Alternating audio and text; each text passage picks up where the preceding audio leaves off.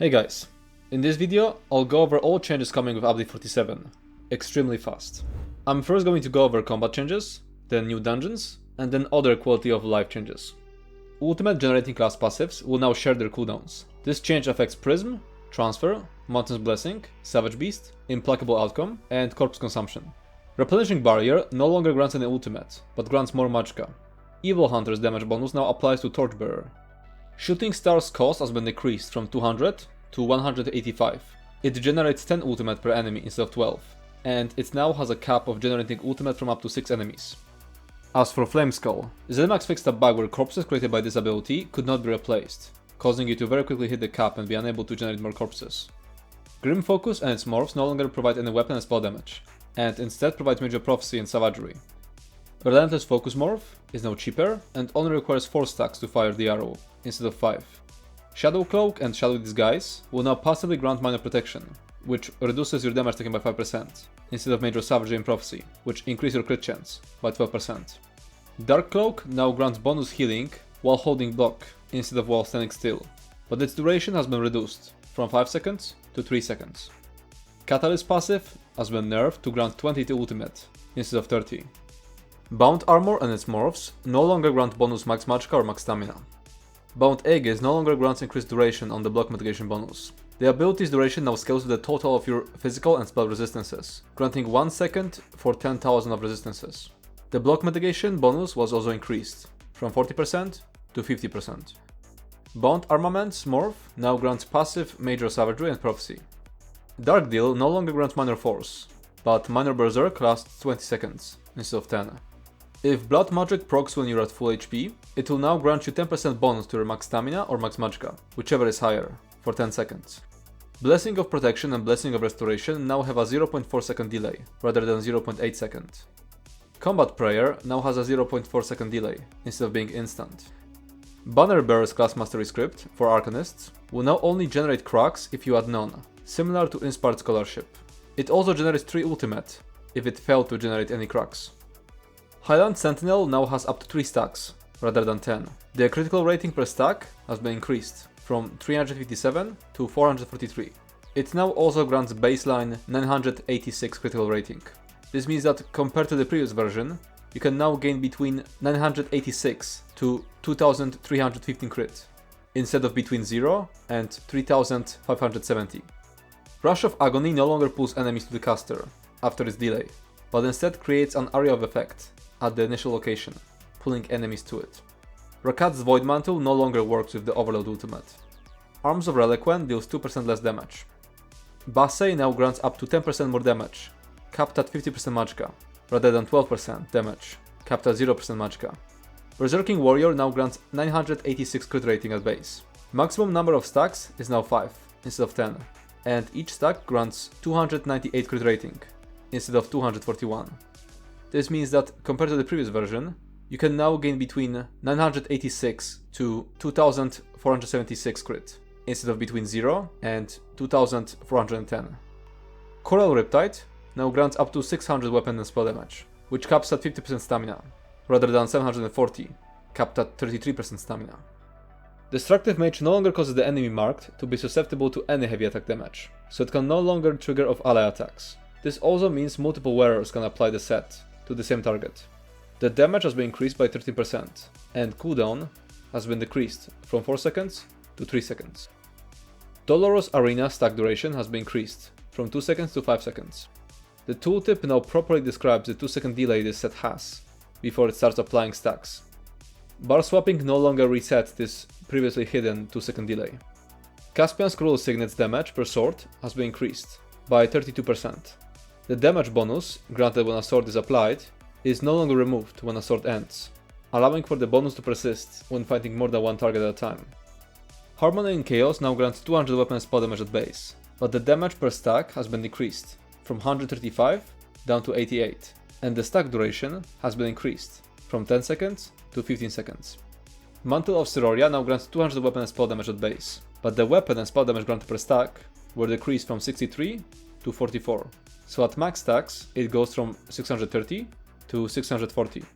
Recovery Convergence no longer prevents you from generating overhealing charges after activating the synergy. Roaring Opportunist's 2-piece bonus is now 129 weapon and spell damage, rather than 1.5k penetration.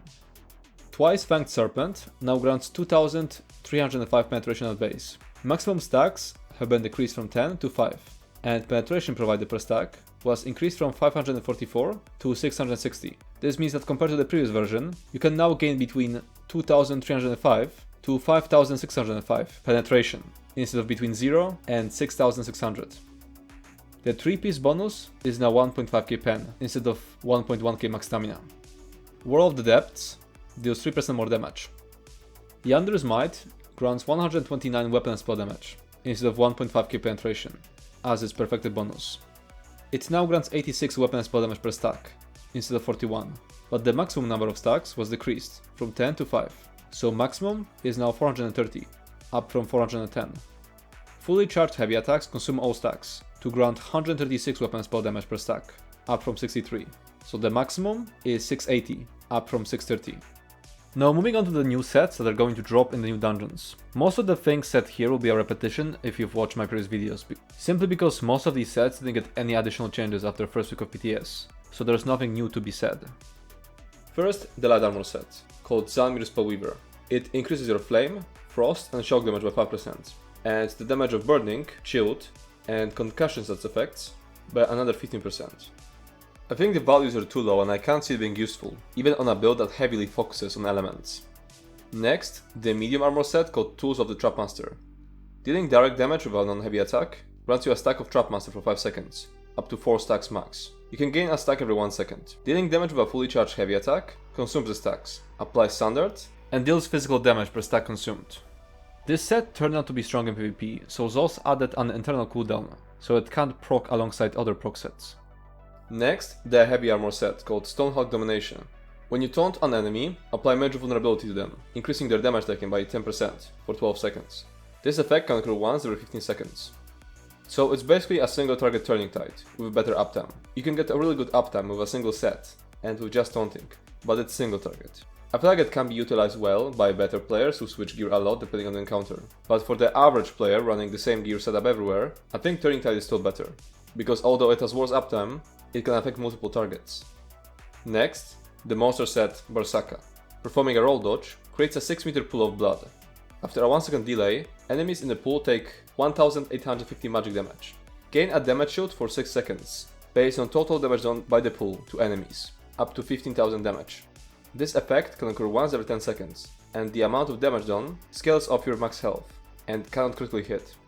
I can't see it being useful anywhere. For PvE, it's bad for DDs, because it scales your max health. For tanks, there are far better defensive monster sets. And for PvP, the damage shield will be extremely small because the battle spirit affects it twice. First it halves the damage, and then halves the resulting damage shield, so it's 75% less effective. Now moving on to the other dungeon, Black Gem Foundry. Starting off with the light armor set, Lustrous Soulwell. When you use an ultimate ability while in combat, you and the closest 3 group members, within 28 meters of you, gain 465 magicka, stamina and health recovery. That lasts for 2 seconds for each 20 ultimate spent. Unfathomable garbage. Next, the medium armor set, Viscount Soul Fury. While in combat, completing a fully charged heavy attack grants you either Major Force, Major Berserk, or Major Courage for 12 seconds, increasing your critical damage by 20%, your damage done by 10%, or your weapon and spell damage by 430. This effect can occur once every 9 seconds. Each of these buffs translates into a similar DPS gain on an average DPS build. The set isn't very good. It's not awful, but it simply doesn't feel any niche. On a low attack build, it makes no sense because having to complete a fully charged heavy attack every 9 seconds is a massive DPS loss. And on a heavy attack build, you gain a lot more out of sets that simply buff heavy attacks, like Surgeon's Mail. Next, the heavy armor set, Black Foundry Steel. Automatically block all attacks at no cost for 2 seconds when you begin a heavy attack. This effect can occur once every 12 seconds. It's basically a free heavy attack once every 12 seconds. I can't see it being useful. That's just not good enough to sacrifice a 5-piece set for. And lastly, we have the monster set, Black Gem Monstrosity. While in combat, casting a soul magic ability consumes a soul gem and gives you Black Gem Splitter for 10 seconds. This effect can occur once every 6 seconds. Dealing light or heavy attack damage fires the Black Gem Splitter at your target, dealing 17.1% of your target's max health as magic damage, up to 17,100 magic damage. The damage value is pretty high, although the perk condition isn't very easy to meet, or at least not on cooldown. I feel like this set might have some potential on a build that uses Wield Soul as its spammable, but the issue is that using a Wield Soul as spammable is mostly a thing in solo builds, not DPS builds. And solo builds tend to be unable to fit in a monster set, due to having to fit Ring of the Pet Order into their gear setup. Moving on to the quality of life stuff. First thing are swimming mounts. You will no longer get dismounted upon jumping into water, because mounts will now be able to swim. Next we have quest dialogue replay. You'll be able to replay the quest dialogue. You'll be able to click this button to make the NPC replay their voice line. Surveys will now stack, similar to writs. Instead of receiving surveys for specific zones, you will receive stackable envelopes, which grant you the survey upon using them. Next we have additional gamepad and mouse sensitivity settings. You'll be able to set it specifically for horizontal or vertical movement, and for first person or third person camera. Next, you'll now be able to reroll your Infinite Archive vision choice. It will cost Archival Fortunes, and the cost will ramp up with each reroll. The cost is reset the next time you obtain a vision. Next, the compass has been improved to include more details about the distance from objects that are displayed.